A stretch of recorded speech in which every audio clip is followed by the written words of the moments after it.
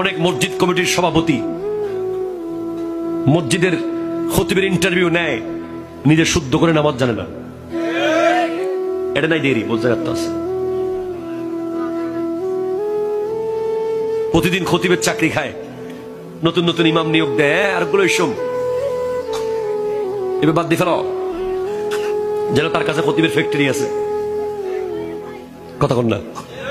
ইমাম সাহেব হুজুরের ভুল ধরতে চায়, মুয়াজ্জিন সাহেব হুজুরকে বলে ও আজান দেরি কই হটে গেলেন, এগুলো বলে। তোমার কি যোগ্যতা আছে? খতিব, ইমাম, মুয়াজ্জিন ইনাদের ভুল সে ধরতে পারবে যে ইনাদের জায়গায় দায়িত্ব পালন করতে পারবে। আর যদি না পারে তাহলে আদবের সাথে বলবে হুজুর যদি কিছু মনে না করেন, একটা কথা ছিল। চোখ লাল করে কথা বলেন, লজ্জা করে না? ঢাকার একটা বড় মসজিদের একজন খতিবের সাথে আমার দেখা হয়, আল্লামা শামসুল আলম হেলালি। উনি বলছেন আমার মসজিদের ইমাম ছুটি নেয় আমার থেকে, উনি খতিব। আমি যে কেন হুজুর, সভাপতি কই? কয় আমার কথা হলো ইমামের অবর্তমানের যিনি নামাজ পড়াইতে পারবে তার থেকে ইমাম ছুটি নিবে যে।